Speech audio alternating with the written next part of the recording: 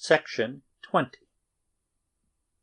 Then they were silenced, heralded by the waving tremolo of the violin part, which formed a bristling bodyguard of sound 2 octaves above it, and, as in a mountainous country, against the seeming immobility of a vertically falling torrent, one may distinguish, 200 feet below, the tiny form of a woman walking in the valley. The little phrase had just appeared, distant but graceful, protected by the long, gradual unfurling of its transparent, incessant, and sonorous curtain. And Swann, in his heart of hearts, turned to it, spoke to it as a confidant in the secret of his love, as to a friend of Odette, who would assure him that he need pay no attention to this Forcheville. "Ah, you've come too late," Madame Verdurin greeted one of the faithful, whose invitation had been only to look in after dinner. "We've been having a simply incomparable Brichot. You never heard such eloquence. But he's gone. Isn't that so, Monsieur Swann? I believe it's the first time you've met him," she went on to emphasize the fact that it was to her that Swann owed the introduction. "Isn't that so? Wasn't he delicious, our Brichot?" Swann bowed politely. "No, you weren't interested?" she asked dryly. "Oh, but I assure you I was quite enthralled. He is, perhaps, a little too peremptory, a little too jovial for my taste. I should like to see him a little less confident at times, a little more tolerant, but one feels that he knows a great deal, and on the whole he seems a very sound fellow." The party broke up very late. Cottard's first words to his wife were, "I have rarely seen Madame Verdurin in such form as she was tonight." "What exactly is your Madame Verdurin? A bit of a bad hat, eh?" said Forcheville to the painter, to whom he had offered a lift. Odette watched his departure with regret. She dared not refuse to let Swann take her home, but she was moody and irritable in the carriage, and when he asked whether he might come in, replied, "I suppose so," with an impatient shrug of her shoulders. When they had all gone, Madame Verdurin said to her husband, "Did you notice the way Swann laughed? Such an idiotic laugh, when we spoke about Madame la Trémoille."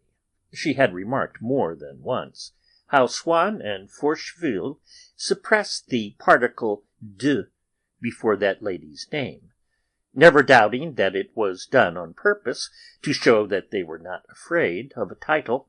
She had made up her mind to imitate their arrogance, but had not quite grasped what grammatical form it ought to take. Moreover, the natural corruptness of her speech overcoming her implacable republicanism, she still said instinctively the de la Trémoille, or rather by an abbreviation sanctified by the usage of music-hall singers and writers of the captions beneath caricatures, would elide the de, the la Trémoille, but she corrected herself at once to Madame la Trémoille, the Duchess, as Swann calls her, she said ironically, with a smile which proved that she was merely quoting, and would not herself accept the least responsibility for a classification so puerile and absurd. "I don't mind saying that I thought him extremely stupid." Monsieur Verdurin took it up. "He's not sincere. He's a crafty customer, always hovering between one side and the other. He's always trying to run with the hare and hunt with the hounds. What a difference between him and Forcheville! There, at least, you have a man who tells you straight out what he thinks. Either you agree with him or you don't, not like the other fellow, who's never definitely fish or fowl. Did you notice, by the way, that Odette seemed all out for Forcheville? And I don't blame her either. And then, after all, if Swann tries to come the man of fashion over us, the champion of distressed duchesses, at any rate the other man has got a title. He's always Comte de Forcheville. He let the words slip delicately from his lips, as though, familiar with every page of the history of that dignity, he were making a scrupulously exact estimate of its value in relation to others of the sort. "I don't mind saying," Madame Verdurin went on, "that he saw fit to utter some most venomous and quite absurd insinuations against Brichot. Naturally, once he saw that Brichot was popular in this house, it was a way of hitting back at us, of spoiling our party. I know his sort, the dear good friend of the family, who pulls you all to pieces on the stairs as he's going away." "Didn't I say so?" retorted her husband. "He's simply a failure, a poor little wretch who goes through life mad with jealousy of anything that's at all big." Had the truth been known, there was not one of the faithful who was not infinitely more malicious than Swann, but the others would all take the precaution of tempering their malice with obvious pleasantries, with little sparks of emotion and cordiality, while the least indication of reserve on Swann's part, undraped in any such conventional formula of course, I don't want to say anything, to which he would have scorned to descend, appeared to them a deliberate act of treachery. There are certain original and distinguished authors in whom the least freedom of speech is thought revolting, because they have not begun by flattering the public taste, and serving up to it the commonplace expressions to which it is used. It was by the same process that Swann infuriated M. Verdurin. In his case, as in theirs, it was the novelty of his language which led his audience to suspect the blackness of his designs. Swann was still unconscious of the disgrace that threatened him at the Verdurins, and continued to regard all their absurdities in the most rosy light, through the admiring eyes of love. As a rule, he made no appointments with Odette except for the evenings. He was afraid of her growing tired of him if he visited her during the day as well. At the same time, he was reluctant to forfeit, even for an hour, the place that he held in her thoughts, and so was constantly looking out for an opportunity of claiming her attention in any way that would not be displeasing to her. If in a florist's or a jeweller's window a plant or an ornament caught his eye, he would at once think of sending them to Odette, imagining that the pleasure which the casual sight of them had given him would instinctively be felt also by her, and would increase her affection for himself, and he would order them to be taken at once to the Rue La Pérouse, so as to accelerate the moment in which, as she received an offering from him, he might feel himself, in a sense, transported into her presence.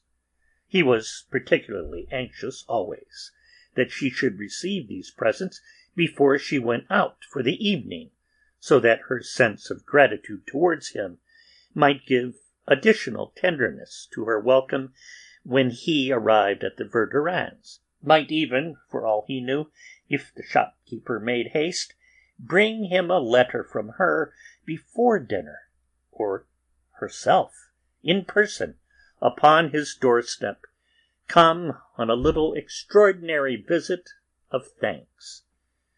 As in an earlier phase, when he had experimented with the reflex action of anger and contempt upon her character, he sought now, by that of gratification, to elicit from her fresh particles of her intimate feelings, which she never yet revealed.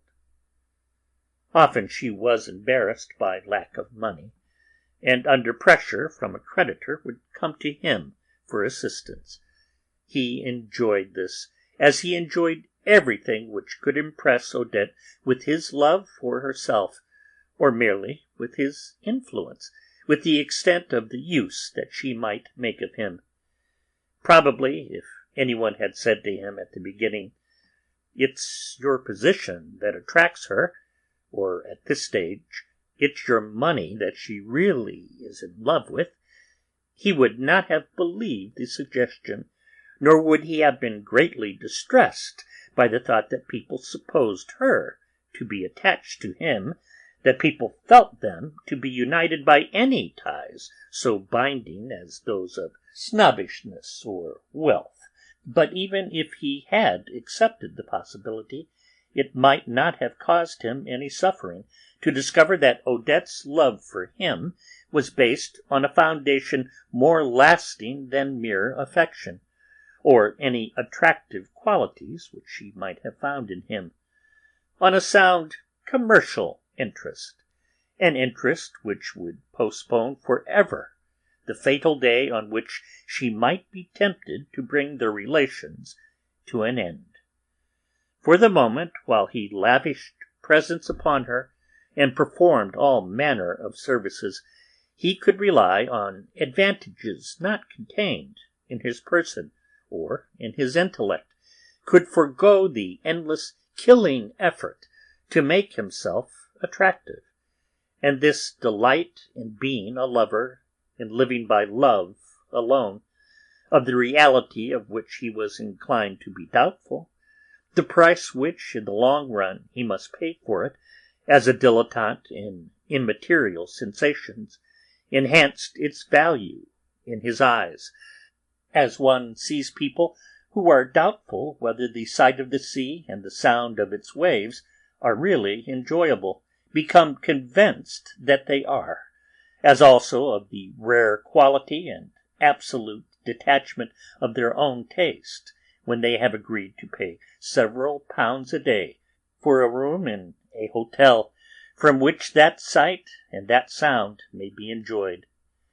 One day, when reflections of this order had brought him once again to the memory of the time when someone had spoken to him of Odette as of a kept woman, and when once again he had amused himself with contrasting that strange personification, the kept woman, an iridescent mixture of unknown and demoniacal qualities, embroidered, as in some fantasy of Gustave Moreau, with poison-dripping flowers, interwoven with precious jewels, with that of Odette, upon whose face he had watched the passage of the same expressions of pity for a sufferer, resentment of an act of injustice, gratitude for an act of kindness, which he had seen, in earlier days, on his own mother's face, and on the faces of friends.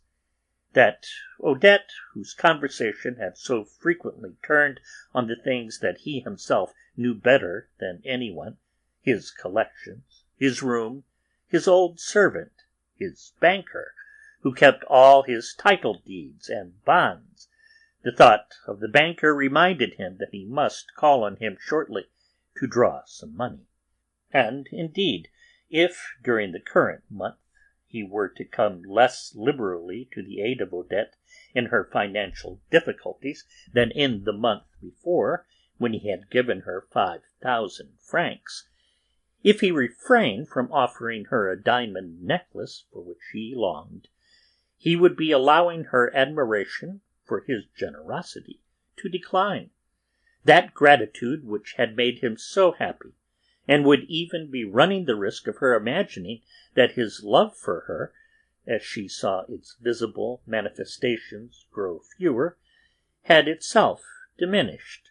And then, suddenly, he asked himself whether that was not precisely what was implied by keeping a woman, as if, in fact, that idea of keeping could be derived from elements not at all mysterious nor perverse, but belonging to the intimate routine of his daily life, such as that 1,000-franc note, a familiar and domestic object, torn in places and mended with gummed paper, which his valet, after paying the household accounts and the rent, had locked up high in a drawer in the old writing desk, whence he had extracted it to send it, with 4 others, to Odette, and whether it was not possible to apply to Odette, since he had known her, for he never imagined for a moment that she could ever have taken a penny from anyone else before, that title, which he had believed so wholly inapplicable to her, of kept woman.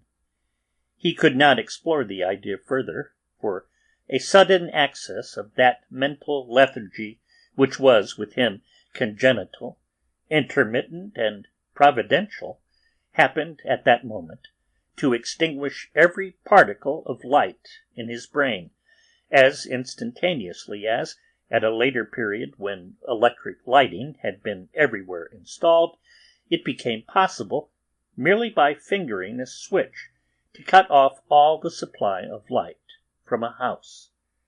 His mind fumbled for a moment in the darkness. He took off his spectacles, wiped the glasses, passed his hands over his eyes, but saw no light until he found himself face to face with a wholly different idea, the realization that he must endeavor in the coming month to send Odette 6 or 7,000-franc notes instead of 5, simply as a surprise for her and to give her pleasure. In the evening, when he did not stay at home until it was time to meet Odette at the Verdurins', or rather at one of the open-air restaurants which they liked to frequent in the Bois, and especially at St. Cloud, he would go to dine in one of those fashionable houses in which, at one time, he had been a constant guest. He did not wish to lose touch with people who, for all he knew, might be of use, some day, to Odette, and thanks to whom he was often, in the meantime, able to procure for her some privilege or pleasure. Besides, he had been used for so long to the refinement and comfort of good society that, side by side with his contempt, there had grown up also a desperate need for it, with the result that, when he had reached the point after which the humblest lodgings appeared to him as precisely on a par with the most princely mansions, his senses were so thoroughly accustomed to the latter that he could not enter the former without a feeling of acute discomfort. He had the same regard, to a degree of identity which they would never have suspected, for the little families with small incomes who asked him to dances in their flats, straight upstairs to the 5th floor, and the door on the left. As for the Princesse de Parme, who gave the most splendid parties in Paris, but he had not the feeling of being actually at the ball when he found himself herded with the fathers of families in the bedroom of the lady of the house, while the spectacle of wash-hand stands covered over with towels, and of beds converted into cloak-rooms, with a mass of hats and great-coats sprawling over their counterpanes, gave him the same stifling sensation that, nowadays, people who have been used for half a lifetime to electric light derive from a smoking lamp or a candle that needs to be snuffed. If he were dining out, he would order his carriage for 7:30. While he changed his clothes, he would be wondering all the time about Odette, and in this way was never alone, for the constant thought of Odette gave to the moments in which he was separated from her the same peculiar charm as those in which she was at his side. He would get into his carriage and drive off, but he knew that this thought had jumped in after him and had settled down upon his knee, like a pet animal which he might take everywhere, and would keep with him at the dinner table, unobserved by his fellow guests. He would stroke and fondle it, warm himself with it, and, as a feeling of languor swept over him, would give way to a slight shuddering movement which contracted his throat and nostrils, a new experience this, as he fastened the bunch of columbines in his buttonhole. He had for some time been feeling neither well nor happy, especially since Odette had brought Forcheville to the Verdurins, and he would have liked to go away for a while to rest in the country, but he could never summon up the courage to leave Paris, even for a day, while Odette was there. The weather was warm, it was the finest part of spring, and for all that he was driving through a city of stone to immure himself in a house without grass or garden. What was incessantly before his eyes was a park that he owned near Cambrai, where, at 4 in the afternoon, before coming to the asparagus bed, thanks for the breeze that was wafted across the fields from Méséglise, he would enjoy the fragrant coolness of the air, as well beneath an arbor of hornbeams, in the garden as by the bank of the pond, fringed with forget-me-not and iris, and where, when he sat down to dinner, trained and twined by the gardener's skilful hand, there ran all about his table currant-bush and rose.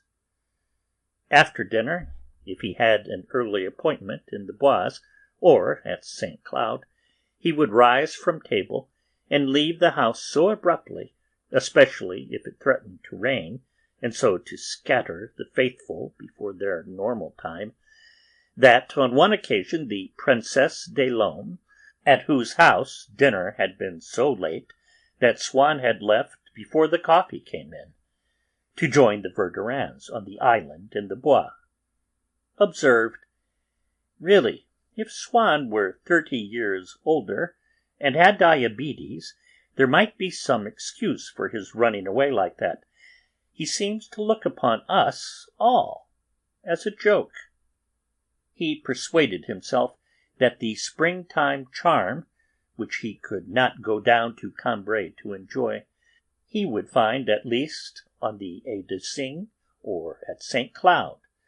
But as he could think only of Odette, he would return home, not knowing even if he had tasted the fragrance of the young leaves, or if the moon had been shining. He would be welcomed by the little phrase from the sonata, played in the garden on the restaurant piano. If there was none in the garden, the Verdurins would have taken immense pains to have a piano brought out either from a private room or from the restaurant itself, not because Swann was now restored to favour, far from it, but the idea of arranging an ingenious form of entertainment for someone, even for someone whom they disliked, would stimulate them, during the time spent in its preparation, to a momentary sense of cordiality and affection. Now and then he would remind himself that another fine spring evening was drawing to a close, and would force himself to notice the trees and the sky.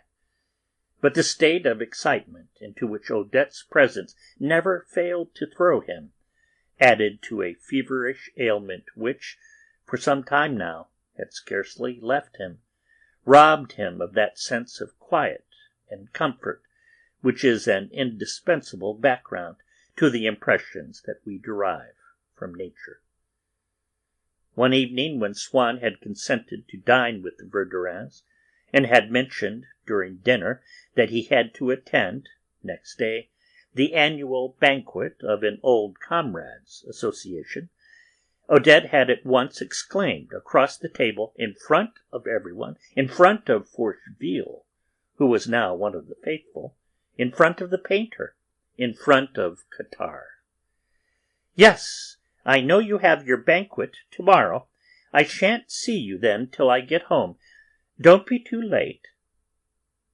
And although Swann had never taken offence at all seriously at Odette's demonstrations of friendship for one or other of the faithful, he felt an exquisite pleasure on hearing her thus avow before them all, with that calm immodesty, the fact that they saw each other regularly every evening, his privileged position in her house, and her own preference for him, which it implied.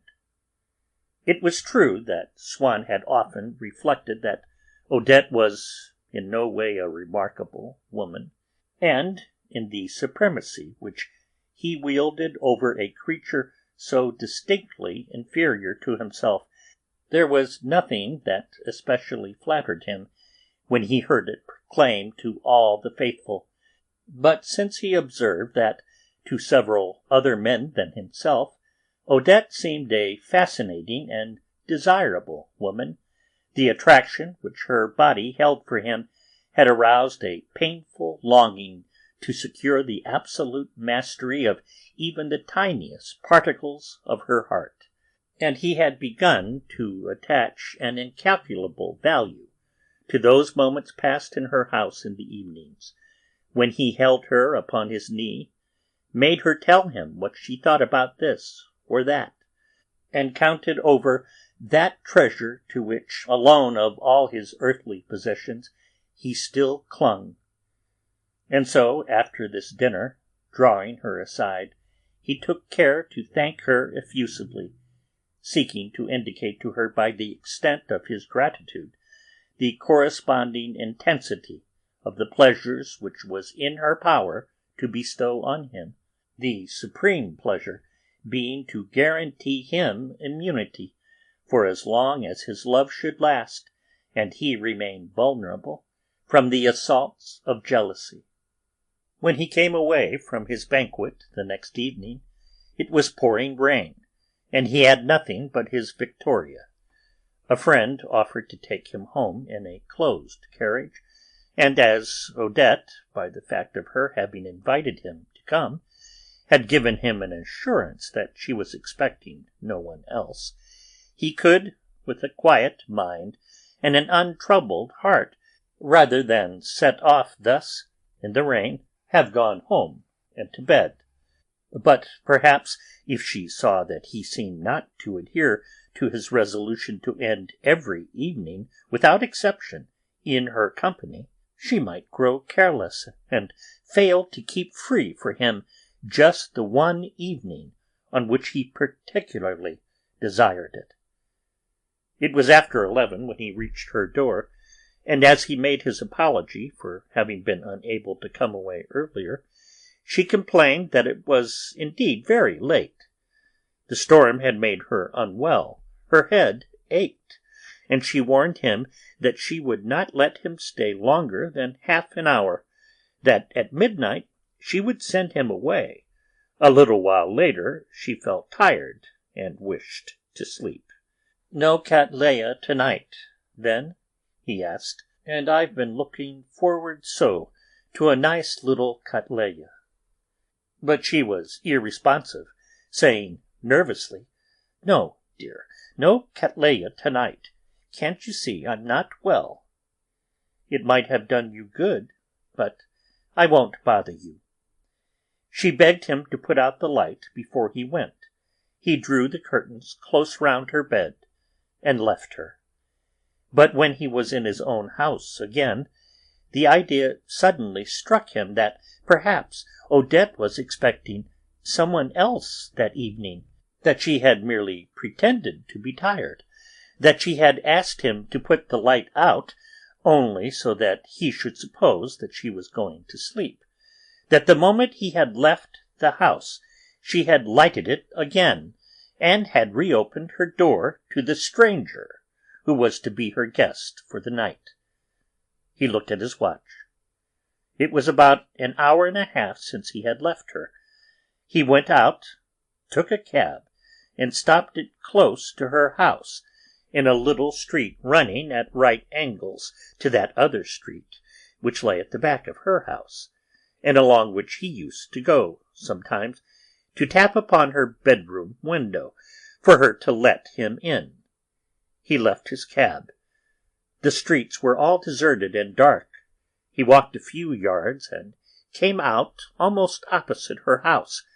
Amid the glimmering blackness of all the row of windows, the lights in which had long since been put out, he saw one, and only one, from which overflowed, between the slats of its shutters, dosed like a wine-press over its mysterious golden juice, the light that filled the room within, a light which, on so many evenings, as soon as he saw it, far off, as he turned into the street, had rejoiced his heart with its message, "She is there, expecting you," and now tortured him with, "She is there with the man she was expecting." He must know who.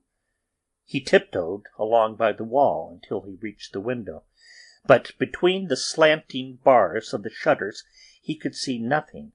He could hear, only in the silence of the night, the murmur of conversation. What agony he suffered as he watched that light, in whose golden atmosphere were moving, behind the closed sash, the unseen and detested pair, as he listened to that murmur which revealed the presence of the man who had crept in after his own departure, the perfidy of Odette, and the pleasures which she was at that moment tasting with the stranger. And yet he was not sorry that he had come.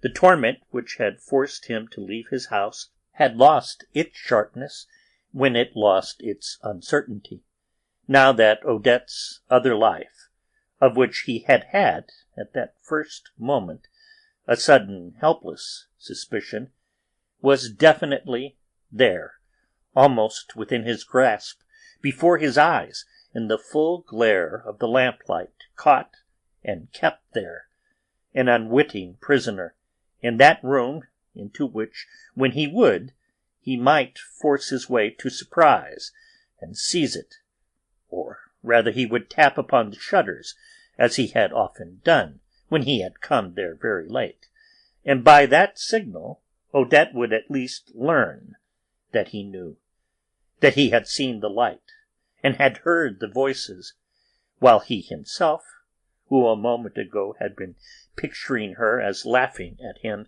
as sharing with that other the knowledge of how effectively he had been tricked, now it was he that saw them, confident and persistent in their error, tricked and trapped by none other than himself, whom they believed to be a mile away, but who was there in person, there with a plan, there with the knowledge that he was going, in another minute, to tap upon the shutter.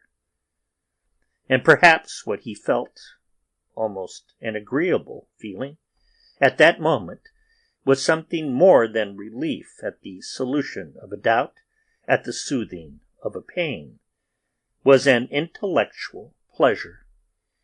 If, since he had fallen in love, things had recovered a little of the delicate attraction that they had for him long ago, though only when a light was shed upon them by a thought, a memory of Odette, now it was another of the faculties prominent in the studious days of his youth that Odette had quickened with new life, the passion for truth, but for a truth which, too, was interposed between himself and his mistress, receiving its light from her alone, a private and personal truth, the sole object of which, an infinitely precious object, and one almost impersonal in its absolute beauty, was Odette. Odette in her activities, her environment, her projects, and her past. At every other period in his life, the little everyday words and actions of another person had always seemed wholly valueless to Swann. If gossip about such things were repeated to him, he would dismiss it as insignificant, and while he listened it was only the lowest, the most commonplace part of his mind that was interested. At such moments he felt utterly dull and uninspired. But in this strange phase of love, the personality of another person becomes so enlarged, so deepened, that the curiosity which he could now feel aroused in himself to know the least details of a woman's daily occupation was the same thirst for knowledge with which he had once studied history, and all manner of actions from which, until now, he would have recoiled in shame, such as spying tonight outside a window, tomorrow, for all he knew, putting adroitly provocative questions to casual witnesses, bribing servants, listening at doors, seemed to him now to be precisely on a level with the deciphering of manuscripts, the weighing of evidence, the interpretation of old monuments, that was to say, so many different methods of scientific investigation, each one having a definite intellectual value and being legitimately employable in the search for truth. As his hand stole out towards the shutters, he felt a pang of shame at the thought that Odette would now know that he had suspected her, that he had returned, that he had posted himself outside her window. She had often told him what a horror she had of jealous men, of lovers who spied. What he was going to do would be extremely awkward, and she would detest him forever after, whereas now, for the moment, for so long as he refrained from knocking, perhaps even in the act of infidelity, she loved him still. How often is not the prospect of future happiness thus sacrificed to one's impatient insistence upon an immediate gratification? But his desire to know the truth was stronger, and seemed to him nobler than his desire for her. He knew that the true story of certain events, which he would have given his life to be able to reconstruct accurately and in full, was to be read within that window, streaked with bars of light, as within the illuminated golden boards of one of those precious manuscripts by whose wealth of artistic treasures the scholar who consults them cannot remain unmoved. He yearned for the satisfaction of knowing the truth which so impassioned him in that brief, fleeting, precious transcript, on that translucent page, so warm, so beautiful. And besides, the advantage which he felt, which he so desperately wanted to feel, that he had over them, lay perhaps not so much in knowing as in being able to show them that he knew. He drew himself up on tiptoe. He knocked. They had not heard. He knocked again, louder. Their conversation ceased. A man's voice. He strained his ears to distinguish whose, among such of Odette's friends as he knew, the voice could be, asked, "Who's that?" He could not be certain of the voice. He knocked once again. The window first, then the shutters were thrown open. It was too late now to retire, and since she must know all, so as not to seem too contemptible, too jealous and inquisitive, he called out in a careless, hearty, welcoming tone, "Please, don't bother. I just happened to be passing and saw the light. I wanted to know if you were feeling better." He looked up.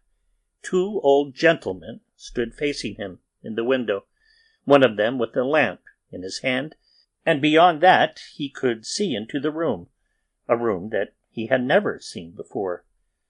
Having fallen into the habit, when he came late to Odette, of identifying her window by the fact that it was the only one still lighted in a row of windows, otherwise all alike, he had been misled, this time, by the light, and had knocked at the window beyond hers, in the adjoining house. He made what apology he could and hurried home, overjoyed that the satisfaction of his curiosity had preserved their love intact, and that, having feigned for so long, when in Odette's company, a sort of indifference, he had not now, by a demonstration of jealousy, given her proof that the excess of his own passion, which in a pair of lovers fully and finally dispenses the recipient from the obligation to love the other enough. He never spoke to her of this misadventure. He ceased to think of it himself, but now and then his thoughts in their wandering course would come upon this memory where it lay unobserved, would startle it into life, thrust it more deeply down into his consciousness, and leave him aching with a sharp, far-rooted pain. As though this had been a bodily pain, Swann's mind was powerless to alleviate it. In the case of bodily pain, however, since it is independent of the mind can dwell upon it, can note that it has diminished, that it has momentarily ceased. But with this mental pain, the mind, merely by recalling it, created it afresh. To determine not to think of it was but to think of it still, to suffer from it still. And when, in conversations with his friends, he forgot his sufferings, suddenly a word casually uttered would make him change countenance, as a wounded man does when a clumsy hand has touched his aching limb. When he came away from Odette, he was happy, he felt calm, he recalled the smile with which, in gentle mockery, she had spoken to him of this man or of that, a smile which was all tenderness for himself. He recalled the gravity of her head when she seemed to have lifted it from its axis to let it droop and fall, as though against her will, upon his lips, as she had done on that first evening in the carriage. Her languishing gaze at him while she lay nestling in his arms, her bended head seeming to recede between her shoulders, as though shrinking from the cold. But then at once his jealousy, as it had been the shadow of his love, presented him with the complement, with the converse of that new smile with which she had greeted him that very evening, with which now, perversely, she was mocking Swann while she tendered her love to another, of that lowering of her head, but lowered now to fall on other lips, and but bestowed upon a stranger, of all the marks of affection that she had shown to him.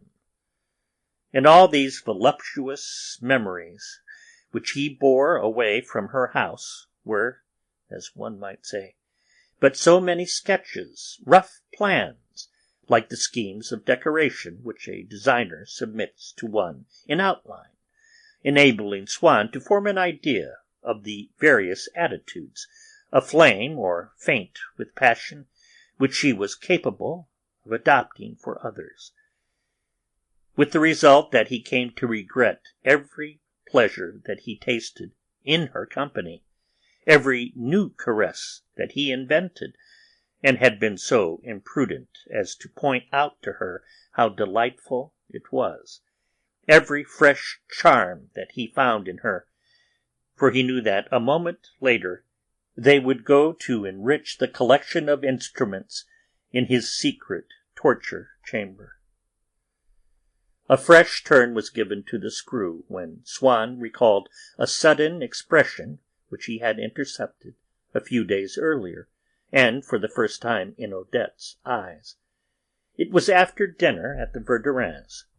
Whether it was because Forcheville, aware that Saniette, his brother-in-law, was not in favour with them, had decided to make a butt of him, and to shine at his expense, or because he had been annoyed by some awkward remark which Saniette had made to him, although it had passed unnoticed by the rest of the party, who knew nothing of whatever tactless allusion it might conceal, or possibly because he had been for some time looking out for an opportunity of securing the expulsion from the house of a fellow guest who knew rather too much about him, and whom he knew to be so nice-minded that he himself could not help feeling embarrassed at times merely by his presence in the room.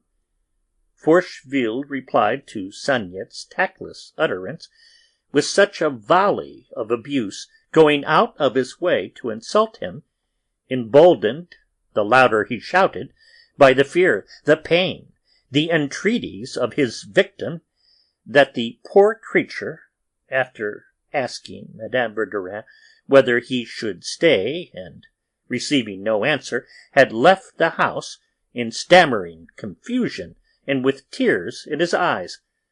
Odette had looked on impassive at this scene.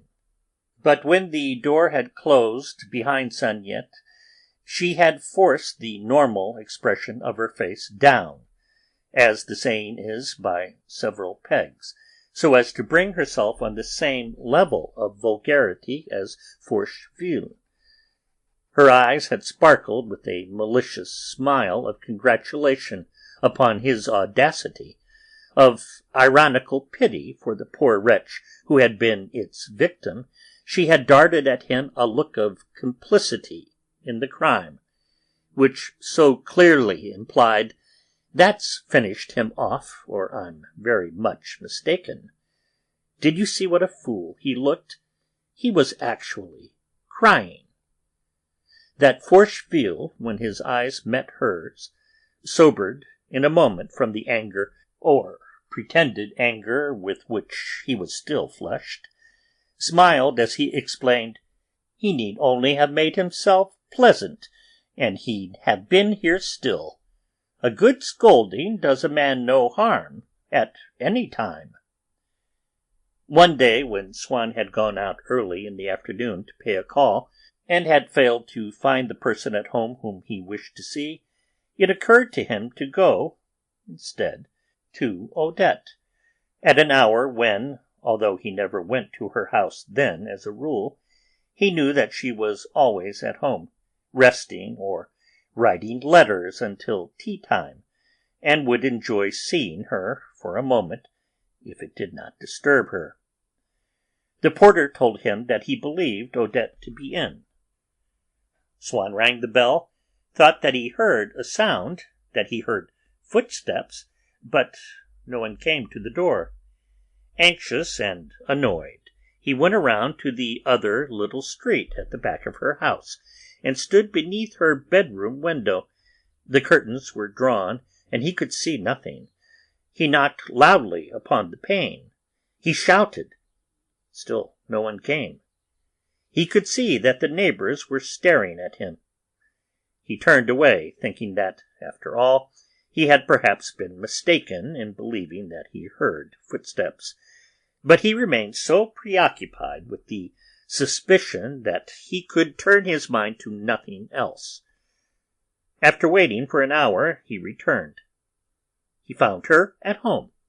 She told him that she had been in the house when he rang, but had been asleep. The bell had awakened her. She had guessed that it must be Swann, and had run out to meet him, but he had already gone. She had, of course, heard him knocking at the window. Swann could at once detect in this story one of those fragments of literal truth which liars, when taken by a surprise, console themselves by introducing into the composition of the falsehood which they have to invent, thinking that it can be safely incorporated, and will lend the whole story an air of verisimilitude.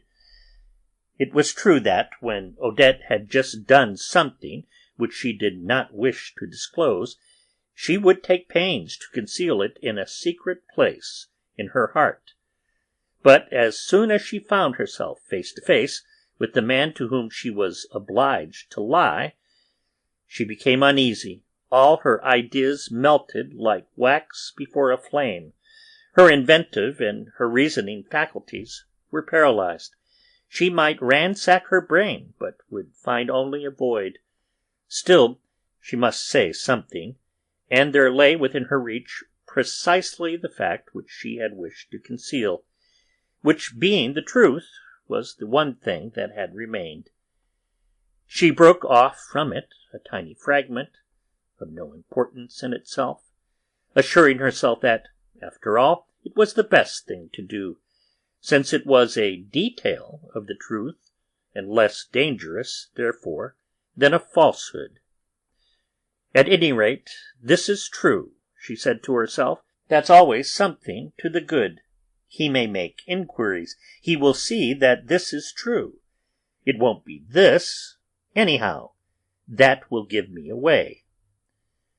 But she was wrong. It was what gave her away. She had not taken into account that this fragmentary detail of the truth had sharp edges which could not be made to fit in, except to those contiguous fragments of the truth from which she had arbitrarily detached it, edges which, whatever the fictitious details in which she might embed it, would continue to show, by their overlapping angles and by the gaps which she had forgotten to fill, that its proper place was elsewhere.